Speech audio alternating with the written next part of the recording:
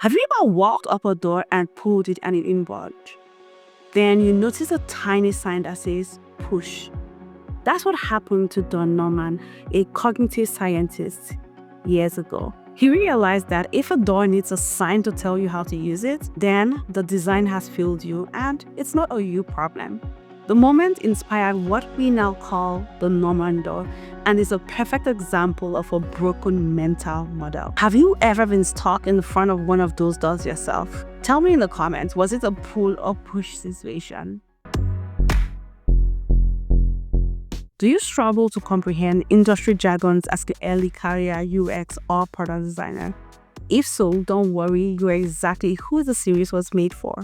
I've compiled a full A to Z guide to product design terms to help you understand and use them confidently in your communication, so you can set clear expectation and show your value as a designer. So far, we've covered letter A through K, and today we are on letter M. And our word for today is, drum roll, mental model. What is a mental model? A mental model is simply how a person thinks something works. Their internal picture of what to expect when they interact with the product. In more formal terms, a mental model is a user's internal framework for how systems, products, or processes should function. It shapes expectations and guides behavior in digital products and interfaces. When users act within a product, they are really acting based on what they believe will happen next. Here are some examples of everyday mental model. You use mental models all the time. When you see a handle, you expect to pull.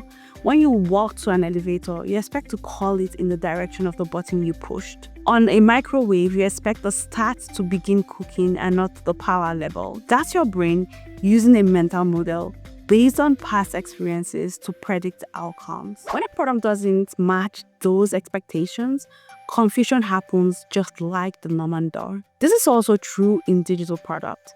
When you scroll, you expect the screen to move with your fingers. When you tap tabs, you expect the navigation to stay in place, not jump around.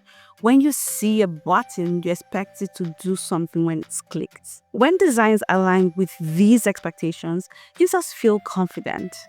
When they don't, users feel frustrated, even if the product technically works. Our brain loves patterns. Once we form them, we cling to them. So when a design breaks that pattern, it feels wrong even when it's right. How are mental models developed? Mental models come from experience, culture, and context. We form them over time based on 1. Past interactions. If every handle you've seen means pull, that's what you expect next time. 2. Cultural conventions. For example, in Western interfaces, the back button is usually on the left. On Eastern one, it's usually on the right. 3. Learned patterns. Repeated design elements like the play icon or the hamburger menu becomes mental shortcuts. As designers, our goal is to understand what users already believe and design accordingly, not force them to relearn everything from scratch. I'd love for you to think about one app you use daily. What expectations has it trained you to have for other apps? That's a mental model in action. Mental model versus conceptual model. A mental model is how users think a system works. A conceptual model, on the other hand, is how designers intend it to work. When these two aligns, then the product feels intuitive. But when they don't, friction happens. Users blame themselves, even though the real issue is design mismatch. Good design bridges that gap. It communicates the conceptual model clearly, so users' mental models naturally align with how the product actually behaves. Next time you design something, ask yourself, will my mom or even a total stranger understand what this button does without a label? That's your mental model test right there. Cultural influence. Culture plays a big role in how people interpret interfaces. Symbols, layouts, and even colors carry different meanings across regions. What feels natural in one market may feel confusing or even wrong in another.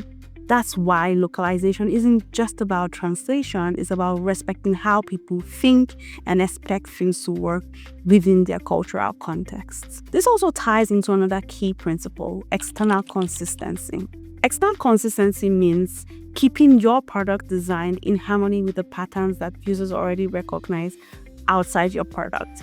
When designs follow shared conventions like the cart for checkout or the hamburger for navigation, they feel instantly familiar. That's because they align with the existing mental models of the users, built from their experiences across many products. Break that consistency and you break trust. Just like the Norman door, when users encounter something that looks familiar but behaves differently, confusion follows. A good question is, do we always have to match the user's mental model? Here's the tricky part.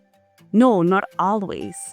Designing purely to match existing mental models can make products predictable, but it can also limit innovation. So if designers only ever mirrored what users already expected, we'll still be organizing digital files into fake folders and dragging things into virtual trash cans. Sometimes we have to reshape mental models to introduce new ways of doing things.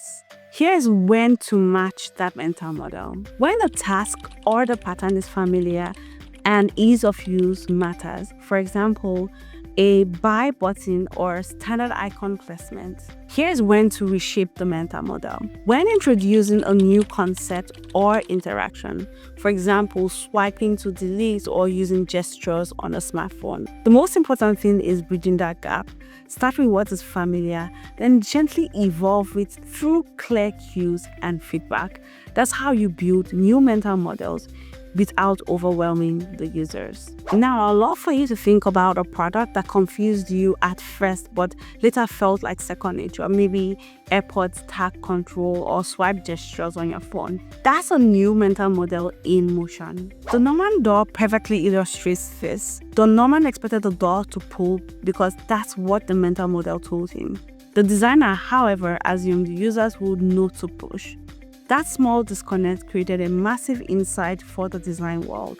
When users struggle, it's not because they are doing anything wrong. It's because the product failed to match their mental model or broke external consistency. So next time a user makes a mistake, pause before blaming them. Ask yourself, did this design mislead them? The Norman door reminds us that usability isn't about how clever a design looks, it's about how clearly it communicates. When users fail, it's often because their mental model doesn't match ours as designers. Great design bridges the gap, meeting users where they are and driving them intuitively towards where they need to go. If you found this video helpful, give it a thumbs up. It helps more designers discover the series. And if you're new here, subscribe so that you don't miss the next letter in the A to Z of product design. Thanks for watching, and I'll see you in the next video. Bye-bye.